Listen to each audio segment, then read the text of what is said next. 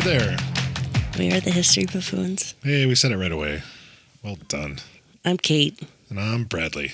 And it's too early for a beer. So we decided to go with a soda.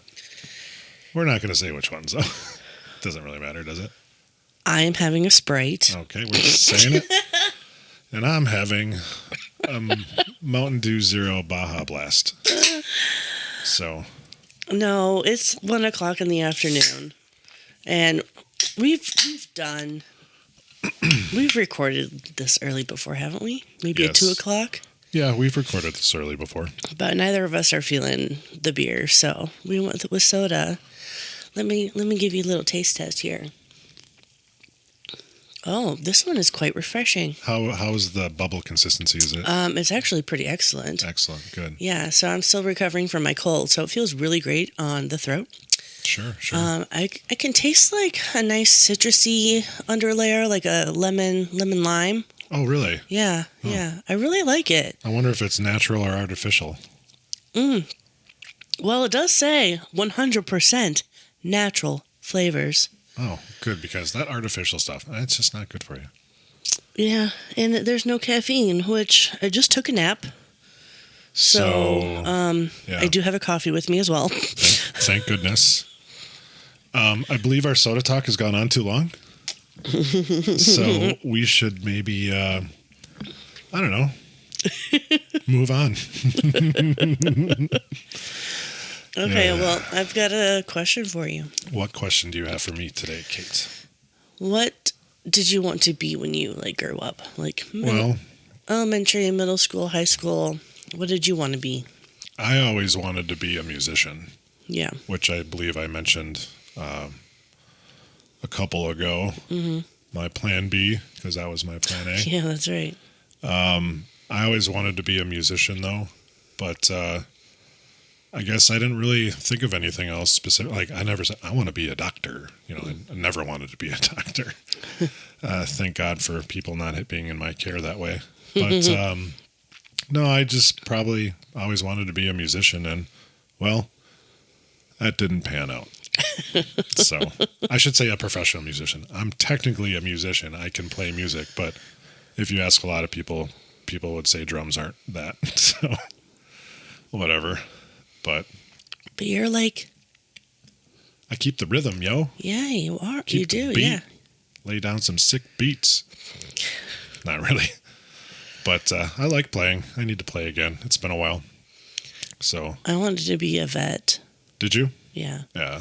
And then I wanted to be a biologist. Yeah, you actually told me that once. Yeah. There was one time we were supposed to do some kind of on-site shadowing. Mm-hmm. And I don't remember who I picked. He was part of the Nebraska Biology Association. Okay. I have no idea. I just made that up. Oh. Anyway, he worked for the parks, I believe. Okay.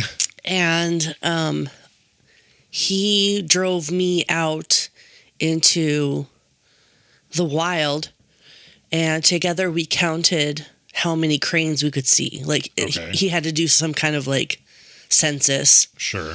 With the population.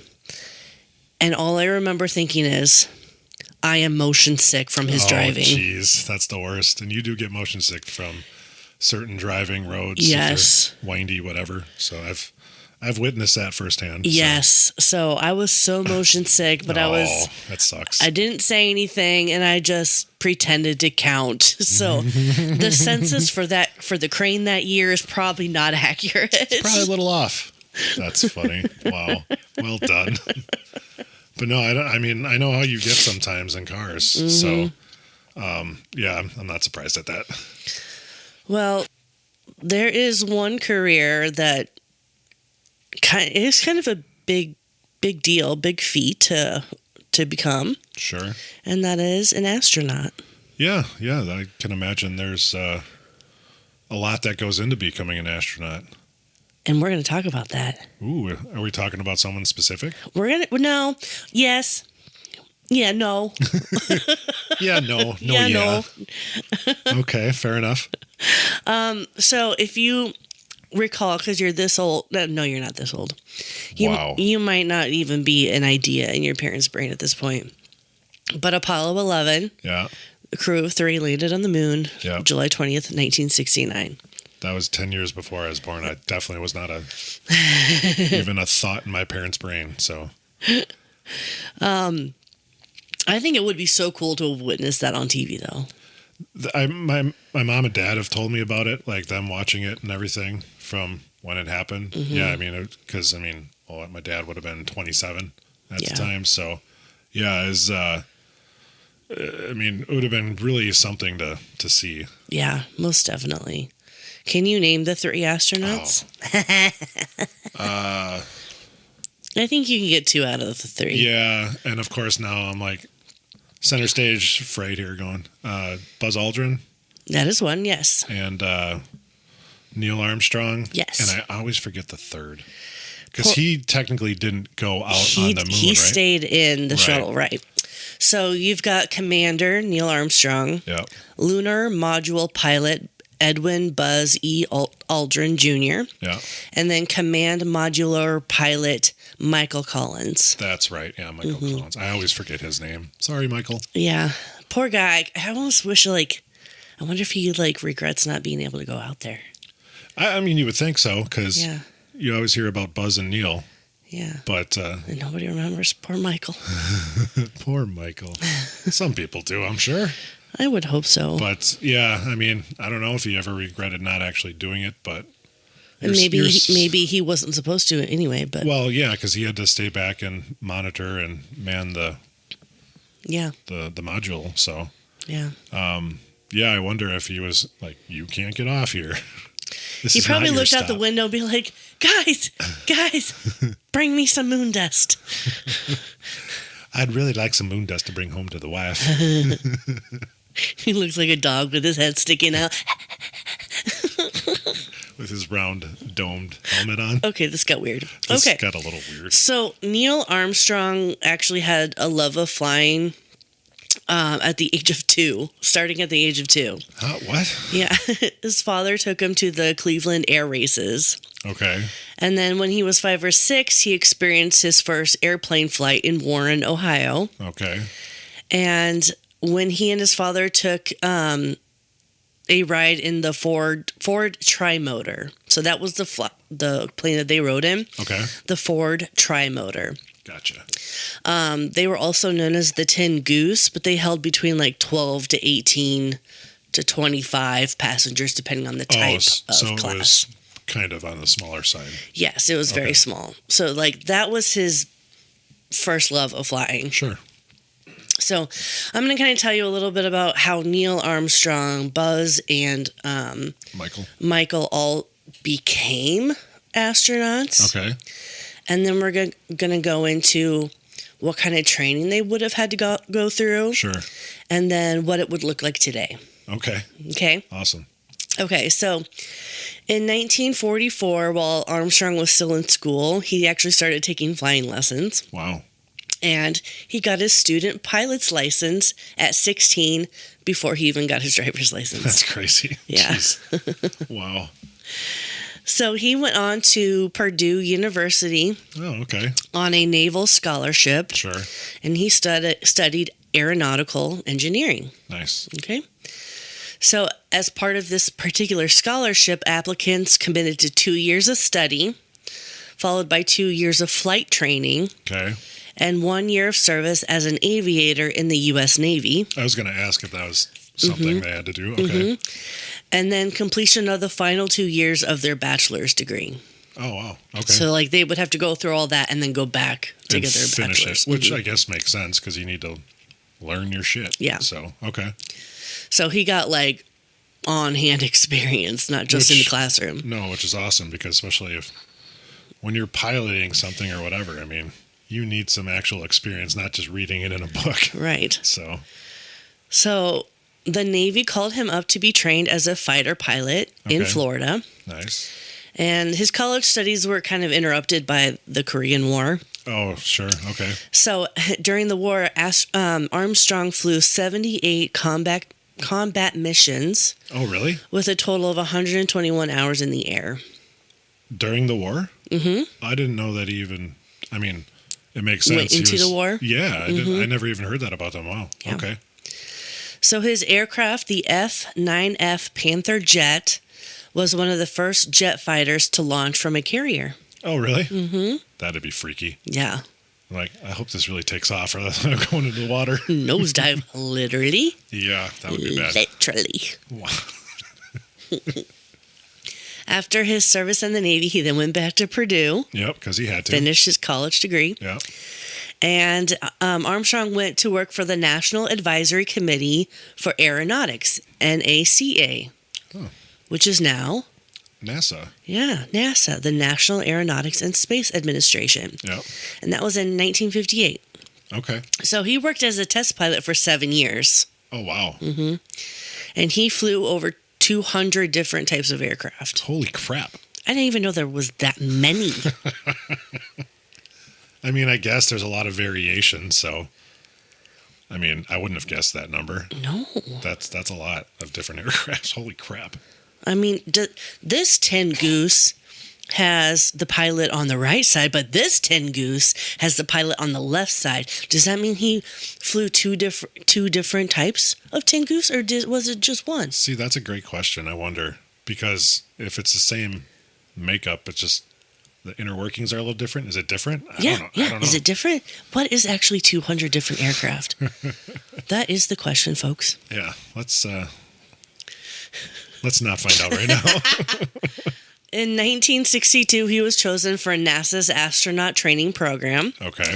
So, fun fact, he submitted his application for the astronaut program a week after the deadline. Oops. But a flight simulator who worked closely with Armstrong before saw it and put it in the pile before anyone could notice that it was actually late. Oh, so he almost got kind of, whoops, sorry, dude. Uh-huh. That's awesome. Yeah. That's nice of that guy. So that's how he became into the program. That's how he got into the program. Okay, wow. So Buzz Aldrin, he chose the U.S. Military Academy at West Point. Sure. Where he majored in mechanical engineering and trained to become a fighter pilot. Okay. After graduating third in his class at West Point, Buzz joined the Air Force and shipped off to Korea. Oh, wow. Okay. So he was out there too. He was. He flew 66 combat missions. Good Lord. And he was in a F-86 Sabre jet with 2 confirmed kills. Oh, wow. Yes. So again, I also didn't know he did that. And how many combat missions did Neil fly? Like 70 something, you said? Yeah, he did 78 combat missions. And Buzz did 62? 66. Oh, 66. Wow. So 144 altogether. That's a lot. Holy crap. And then after the war, Aldrin remained in the Air Force as a pilot instructor in Nevada, and then as a flight commander in Germany. Oh, wow. Okay. Yeah. So Aldrin heard about the astronaut training program, and his first application was actually rejected by NASA. Oh, really? As they were only accepting test pilots and not combat pilots. Oh, okay. And so that's where Neil kind of had an upper hand. Yeah, because he test piloted over 200 freaking planes. Yeah.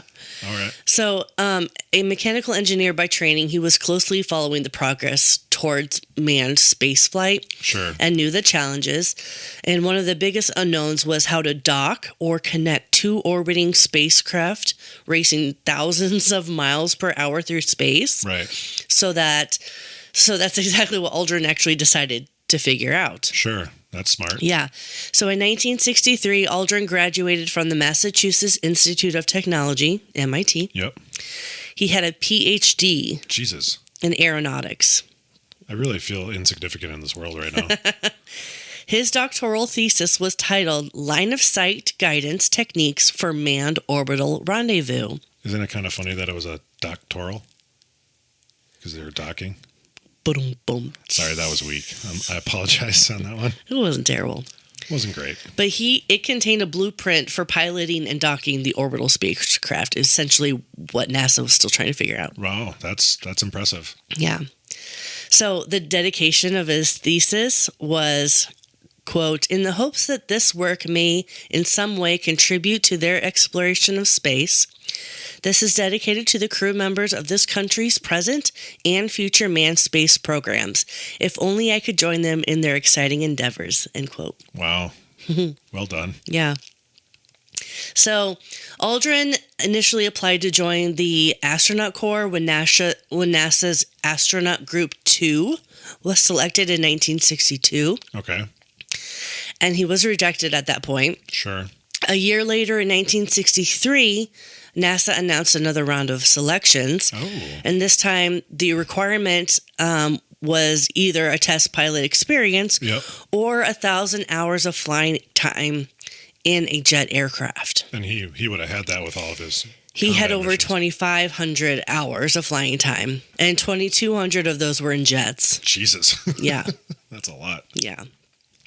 So he was one of 14 to be accepted. That's awesome. Okay. Yeah. That same year, NASA accepted Aldrin into its third class. As the only astronaut with a PhD, Buzz earned a second nickname, Dr. Rendezvous. Doctor sounds like a villain in like either a comic book or something like that. That's kind of Dr. Rendezvous. That's awesome. I never heard that nickname for him. That's funny. So, Michael Collins. Yes, the forgotten one. He took his first plane ride in Puerto Rico. Oh. Aboard a Grumman Widgeon. A what now? Grumman? Grumman. Grumman? Widgeon. Like pigeon, but widgeon. All right. The pilot allowed him to fly for a portion of the flight. What? How old was he? Did it say? No, he was probably in his tweens. Okay. Yeah. Wow. Hey, you want to take the stick for a little bit? Uh-huh. I think he was more like, I don't know, 14, somewhere in there. Sure. So Collins applied and was accepted to West Point Military Academy in New York during World War II. Okay. In 1952, Collins graduated with a Bachelor's of Science in Military Science. Okay. He joined the Air Force that same year and completed flight training in Columbus, Mississippi. Wow. His performance earned him a position on the Advanced Day Fighter training team at Nellis Air Force Base, and that's basically a fighter plane that can only fly during the day. Oh, really? Yeah. Okay. I didn't look into why. Okay, that's all right. Just putting that out there. Just want to let you know that's all it is. I did look up what it meant to be a day fighter, and coincidentally, you can only fly during the day. So it's like a day fighter, you can 9 to 5 job? Yeah, basically. Jeez. All right. So this was followed by an assignment to the 21st Fighter Bomber Wing at the George Air Force Base, where he learned how to deliver nuclear weapons. Oh, jeez. He also served as an experimental flight test officer at Edwards Air Force Base in California, testing jet fighters. Oh, there you go. Mm-hmm. Collins made the decision to become an astronaut after watching John Glenn's Mercury Atlas 6 flight. Oh, cool. Yeah. So he applied for the second group of astronauts that same year, but was not accepted. Okay. And so Collins entered the USAF Aerospace Research Pilot School as the Air Force began to research space. Okay.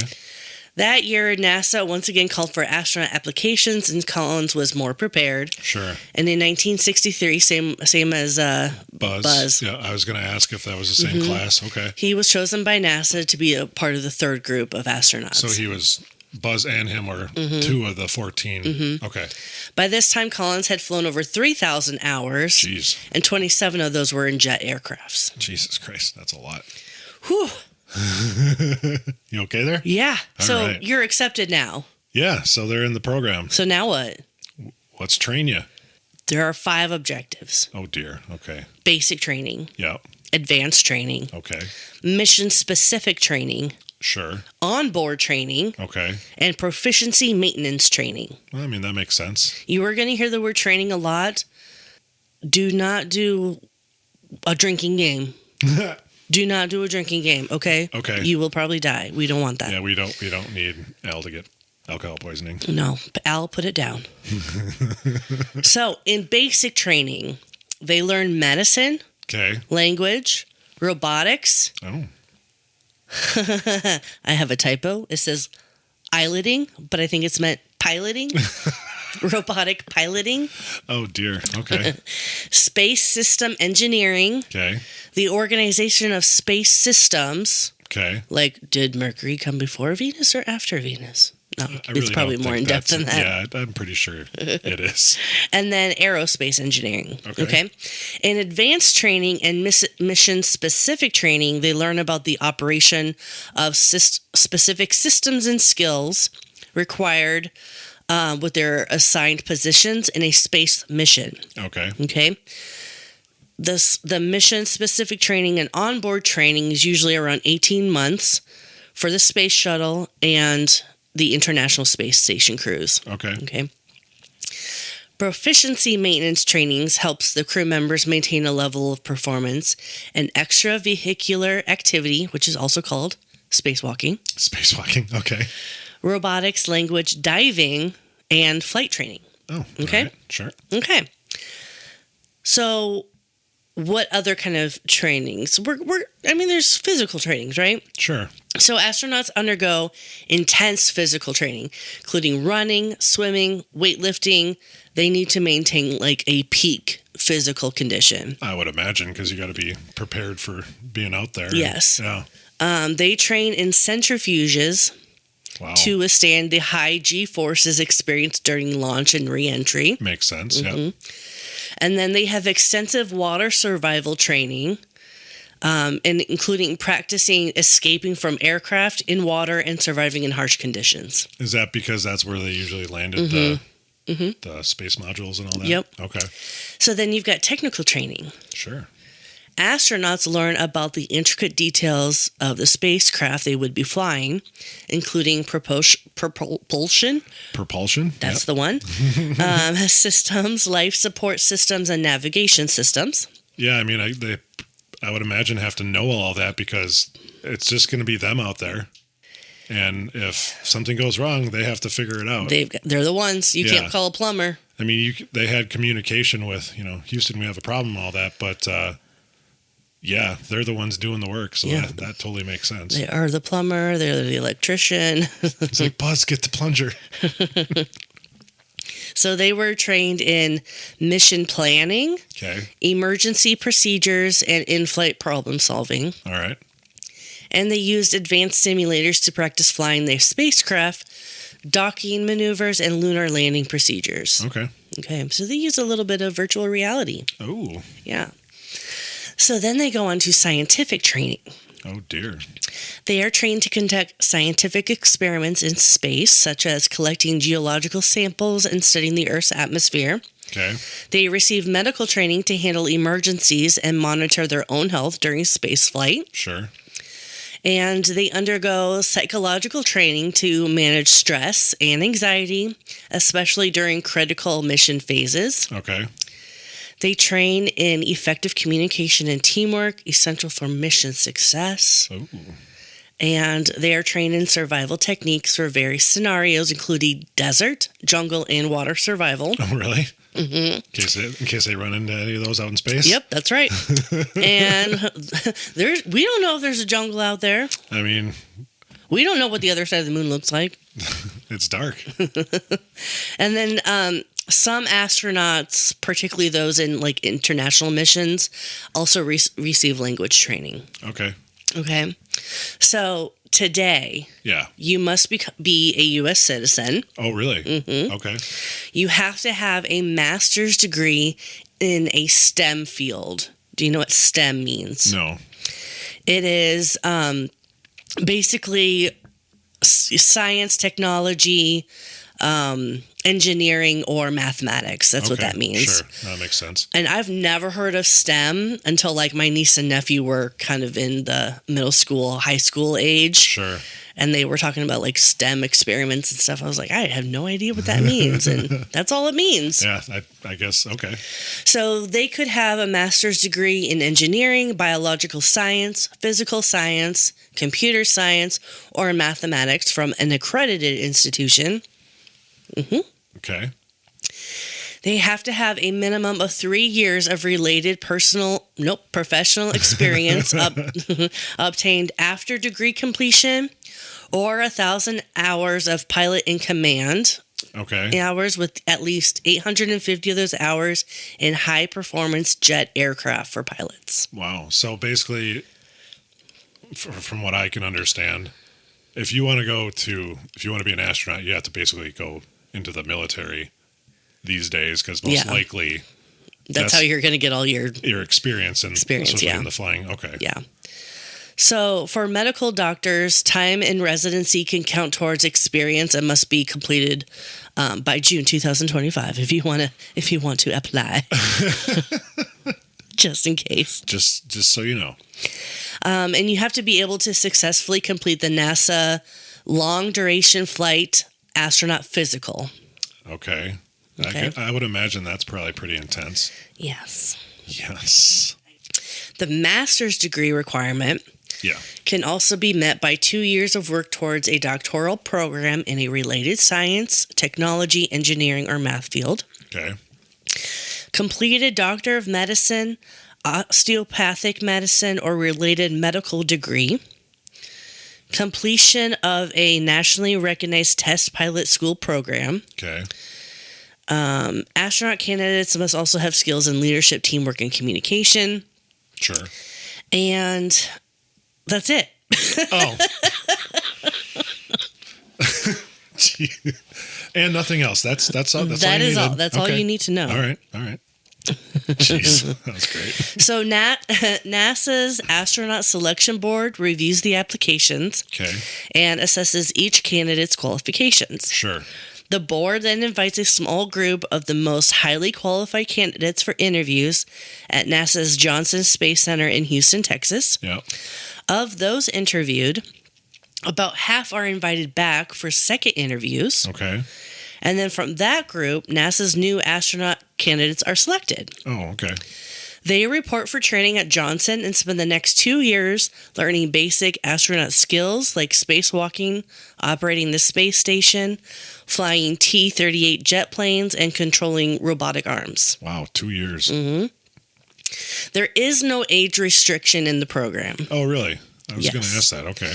But astronaut candidates selected in the past have ranged between 26 and 46. Sure. And the average ages being about 34. Well, makes sense, yeah. So flying experience is not necessarily a requirement. Okay. The program requires either 3 years of professional related experience or 1,000 hours of pilot. That's right. You did say it. Okay. Yes. Gotcha. So a minimum of 850 hours must be in high performance jet aircraft if you choose like the 1,000 hours. Yeah. The remaining hours may be accumulated in aircraft other than high performance jet aircraft. So jet aircraft experience is usually obtained through the military. Yep, like we said. Yeah. Any type of flying experience, military or private, is allowed. Okay. So just find a plane and just take off. Yeah, see what happens. We do not endorse that, by the way. No, we don't suggest stealing a plane. For maximum crew safety, each crew member must be free of medical conditions that would either impair the person's ability to participate in or be aggravated by spaceflight as determined by NASA physicians. Okay. So as of December 2007, the refractive surgical procedures of the eye, like LASIK, are now allowed. They are? Because, didn't you always have to have, like, perfect vision, basically? And you have to have at least 1 year have passed since the LASIK surgery. Sure. With no permanent adverse side effects. So, like, after you get it done, you have to wait a whole year. Makes sense. So for those applications under final consideration, an operative report on the surgical procedure is requested. Would you ever get LASIK? 100%. Yeah. I think my sister-in-law got LASIK. Oh, really? And then her eyesight still changed for like up close. Oh, so really? she's got like readers, I think. Oh, okay. So not completely effective, but a lot better, I would I'm imagine. not really sure how that works. Yeah, me either. Yeah. I've never looked into getting it. I just wear my glasses. Yeah, I just wear my contacts. Yep, pretty much. So their salary Yeah. is approximately $152,000 a year. Wow. Okay. This pay rate reflects the 2004 pay schedules and are on approximation. Sure. Astronauts are considered public service employees, Okay. no matter what nationality. Sure. In America, many astronauts are soldiers, Yep. and they also get soldier pay. Okay. Same with Russian, but in Europe, they have no taxes and already get paid a higher salary. Oh, wow. Go Europe. More than 8,000 people applied to be an astronaut when NASA last accepted applications this year. Oh, really? I believe their end date was April. Okay. Only 17% of applicants were women. Oh, wow. That's quite low. From that pool, NASA will select between 8 and 12 people to become astronaut candidates. So 8 to 12 out of 8,000? Yes. Wow. And then these candidates will go on to complete 2 years of training before the candidates are even eligible for a space flight. Gotcha. These candidates will train for years. Yeah, no doubt. Like, sometimes up into the teens. Oh, really? Yes. That long? Jesus. Because there's never any guarantee of actual flights into space. Well, right. Yeah, because it all depends on what they're doing. Exactly. So, yeah. Some people, they're just training. Yeah, just constantly training, waiting Just for training. their moment. Yeah, exactly. Isn't that All right. crazy? Yeah, because like you said, well, it's my 12th year of training. Yeah. Maybe this is the year. And there are more astronauts than there are flights offered. Correct, yeah.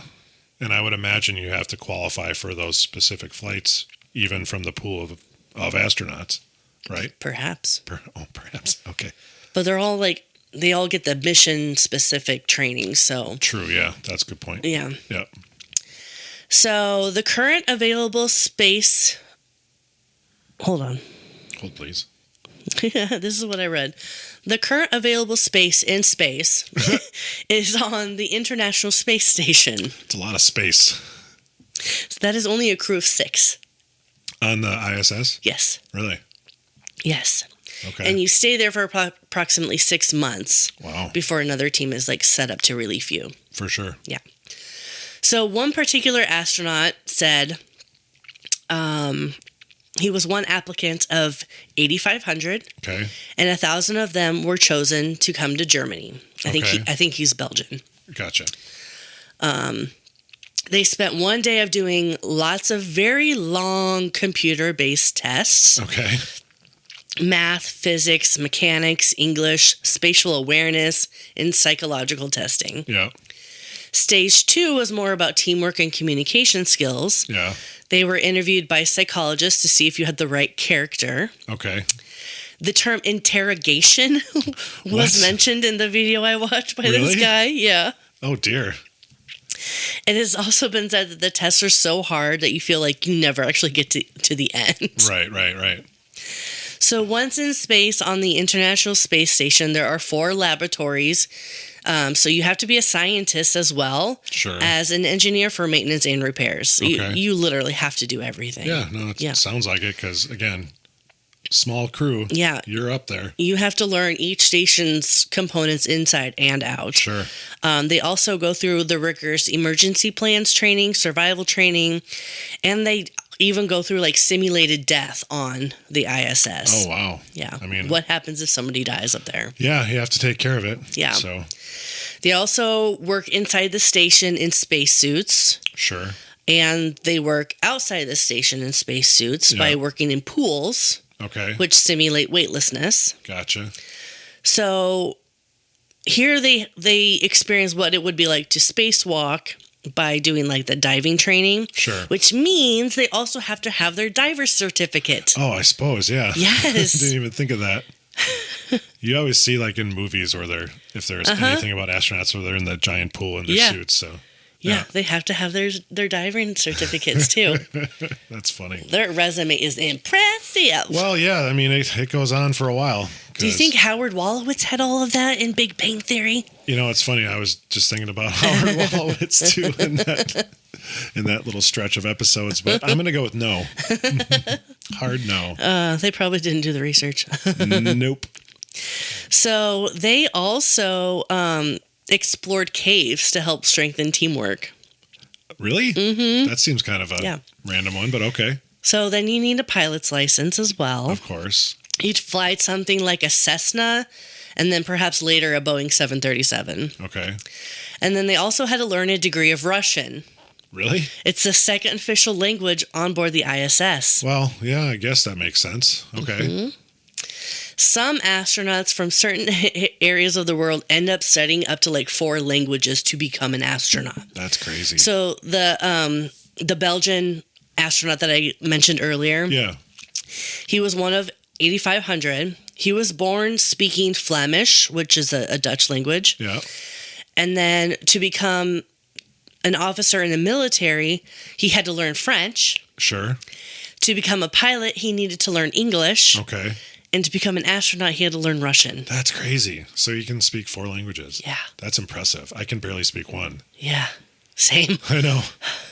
To many of these candidates, learning Russian was actually their hardest. Was it really? Hardest feat. Yeah. Okay. Wow. Just say vodka a lot. Vodka. Exactly. Would you like some more vodka? Da. Das ist gut, ja. That's German. I know. That's why I did it. That's gut, yeah. Das gut, ja. So there is a week of medical tests, and the video quoted, and the video will be in our show notes, but it's quoted, Okay. available and unavailable orifices are checked. Oh, dear. I'm sorry, what? Yeah, say that again. Jesus. Available and unavailable? What does that mean? I want to know what the unavailable ones are. What does that mean? I have no idea, and I An don't think orifice is literally a hole. I Why is know. there an unavailable hole? Well, they're going to find them. That's a clogged hole. And they're going to check them out. Wow. I don't want to go through that. That's crazy. Unavailable orifices. I think that's just the title Oh of my this gosh. episode. Don't you? They're literally like taken apart and put back together. So Wow. they have to go through like a medical background check on the family, tumors, illnesses, disorders, and psychological disorders. Wow. My depression will not get me in. I guess I'll withdraw my application. So when you return to Earth, you have to undergo much of the same testing. I would imagine, yeah. So when you've been assigned a flight, you train for that specific mission, Yep. which can take place all over the world. And this could be approximately like 18 to 3 years long and sometimes more. 18 to 3 years? 18 months to 3 years? Yeah. There it is. Yeah. In Russia, if they land in Siberia or in the desert, Yeah. they have to be able to survive in case they aren't found right away. Well, yeah, that would make sense. Yeah. That would suck. They literally must be prepared for anything. And that reminds me, I think it was Michael Collins, but I'm not sure. 2 out of the Sure. 3 astronauts for Apollo 11 Yeah. were Boy Scouts. Oh, nice. Yes. I was a Boy Scout. Yeah. Be prepared. Yes, exactly. So there is a final 2-day exam on the systems of the spaceship. And then a month before takeoff, the astronauts receive a 5-page document to be filled out in the event of your death. Oh, sure. How do you want to be buried? What about your family? Etc. All that, yeah. So it's basically like their will Yep. for the most part. Then they have another final medical examination. Oh, They're just man. like, are you still fit? Are you still good? How are you good from yesterday to today? Is there any other unexplored, or what was the word again? Unavailable Unavailable orifices. orifices that we forgot about? Oh, my God. I don't get it. That's so great. So once back on Earth, they require several weeks of rehabilitation as their muscles grow weak, Sure. even with exercise regularly on Right. the ISS. Yeah. And this is all done before you are accepted to perform any additional tasks in really? NASA. Yeah. Okay. Like once you're back, you've got rehabilitation and that's it. Sure. I mean, that makes sense. After their first or second mission, many American astronauts leave NASA as they usually get pretty great offers from the aerospace industry. Sure. Makes sense. In Europe, once you're in the program, you don't leave. You just get Oh. assigned to like another role. Oh, really? Okay. So you could be assigned to various committees, designing aircraft, Sure. doing recommendations, things like that. Okay. So NASA opens applications for its astronaut program approximately every 4 years. Oh, really? So it's like the Olympics. Yeah.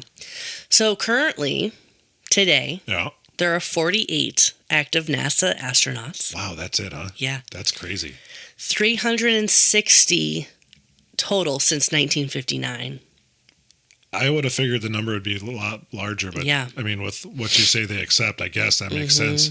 That number seems awfully low, Yeah. but at the same time, it makes total sense. That's Yeah. wow, only 360, you said? Yeah. Wow, that's crazy. So out of the 360, Yeah. 299 were men, Okay. 61 women. Sure. Out of the 360, 212 were military, Okay. 138 civilians. Gotcha. Out of the 360, 191 were pilots, Sure. 159 were non-pilots. Yeah. As of August 2023, fewer than 700 people have made it into space. That's crazy. And that's like international. Yeah. Right. I mean, it's not something we normally go up to. So. Exactly. So that is how you become an astronaut. That sounds. Was that the video? Yeah, I was going to give you the title of the video. It's literally called How to Become an Astronaut. Okay. It's a Welt documentary. Did I go British for a second? I think so. And then I got a lot of my information from the actual NASA website. Oh, cool. But isn't that a lot? That is so much. I mean, you can understand why so many people don't do it. Yeah. Because you have to be obviously... Or don't get accepted. Or don't get accepted for that matter too, but you have to be obviously very dedicated, very smart. Mm-hmm. I actually know somebody who works for NASA. Yeah. Yeah, he's incredibly smart. I think he still does. I'm assuming he still does. But he lives in Houston, and Yeah. of course, and whatnot. But super smart kid. Like he's younger than me, but he was my brother, who's a year older than me, his friend because he skipped a grade. Naturally. Yeah, because he's just brilliant Yeah. and super nice guy. Yeah, so I don't know exactly what he's not an astronaut, but I don't know what he does for NASA. But yeah, he's been there for quite some time, if I'm not mistaken. But yeah, I could not go through all that. I mean, my crappy knees and my glasses would probably keep me out of most things anyways. They would just look at you and be like, sorry. Dude, you just want to turn around? I mean, let's all just stop wasting our time. You saw where you came in, right? Yeah. You know that door? Use it again. No, that's wild. I'd never realized there was that few through. Yeah, I didn't either. Since 1950 what? 9. 9? Okay. I never realized that number was so low. That's pretty wild. Yeah. So I'm thinking Yes. we get Sarah Okay. and we watch Apollo 13. Oh, sure. Jim Lovell. Yeah. Yes. Yeah. Let's do that. Yeah, we can do that. Okay, good. So it was a little bit different story today, but I think it's pretty cool. No, I like it because, I mean, I never knew any of that information. And it's just amazing that, like I said, the dedication and all the things you have to go through just to become that. Yeah. I mean, and then you aren't even guaranteed to get into space. That's exactly. And that's what I was just going to say. It's like you do all of this and then it's like, all right, just keep training. Maybe your day will come. And it's like, will it? I don't know. It's like, oh, I aged out. I got an illness. Yeah. Or something, whatever. I got arthritis. Yeah. But I mean, obviously they make a pretty decent salary while they're even training. So, Yes, I mean, that's obviously good for them. But no, that's wild. I never knew that. But it's like you have to go in with that expectation of you're not going to space. Yeah, you're just hoping to. Yeah, this doesn't guarantee you a mission to space. No. At all. Isn't that But crazy? You could be one of them. We don't know yet. Maybe. We'll decide when the time comes. Yeah. Yeah, no, that's crazy. Yeah, that was definitely a different little story than we normally do, but I liked it. That was very cool. So, Do you have an idiom for me? I do. Let's hear it. All right. All right. So for this idiom, I picked one that's kind of relevant to the time of year we're in because a lot of people do this for gifts.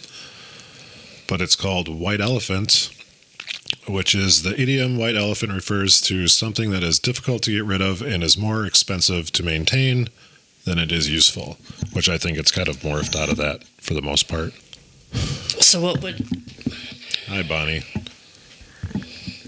For example, you might describe an old cottage that is too run down to sell, but still costly to maintain as a white elephant. The term comes from an old Thai custom where the king would give rare, expensive to care for white elephants to people he was displeased with. The king would wait for the owner to be ruined by the high cost of feeding the animal, which could not be slaughtered. The story was told in England in the 1600s, and the term began to be used figuratively in the 1800s. It's crazy how that stuff lasts so long. Yeah, so a king was basically a dick and said, Bonnie, you need to not do that. So he's basically just being a dick to put a person in financial ruin because he was displeased with them. So that's quite a creative way to do it. Don't get on his bad side. Yeah, apparently. I've never seen a white elephant, but apparently they have them. I don't know. Was it albino? I don't know. That's what I would assume, but those are also very rare. And obviously now a white elephant gift is what, mainly just a random thing? Is that more or less what it is? So I think there's still some connotation of like this is a gag gift. Yeah, right. But like when I do stuff like that at work, we call it white elephant, but it's just more of a Christmas exchange. Yeah, that's kind of what I think it's morphed into more or less these days. Yeah. But it started off with the king being a dick. So there you go. And who was he king of? He was a Thai custom, so he was a king in Thailand, I guess. I didn't know they had kings there, but I guess I don't know much about Thailand. So, but yeah. So there you go. White elephant. Don't get one. They're expensive. They're expensive to maintain, and you can't slaughter them. I don't know why you'd want to slaughter an elephant anyways. I don't think so. Majestic creatures that they are. They are. So, anyways, there you go. Well, thank you. Yeah, no problem. What did you think about your Mountain Dew? I mean, it's a staple in my life. It is a staple. A lot of people drink coffee in the morning. I have a Mountain Dew because I just don't drink coffee and I don't like warm beverages. Yeah. But gets my caffeine fix in the morning. Yeah. So I have been craving Sprite for like a solid couple weeks. Yeah. So the bubbles are just excellent on a throat that's still healing from having a cold. Yeah, no doubt. So, yeah. Well, I suppose. All right, buffoons, that's it for today's episode. buckle up because we've got another historical adventure waiting for you next time. Feeling hungry for more buffoonery? Or maybe you have a burning question or a wild historical theory for us to explore. Hit us up on social media. We're History Buffoons Podcast on Reddit, X, Instagram, and Facebook. You can also email us at historybuffoonspodcast@gmail.com. Follow us wherever you get your podcasts and turn those notifications on to stay in the loop. Until next time, stay curious and don't forget to rate and review us. Remember, the buffoonery never stops.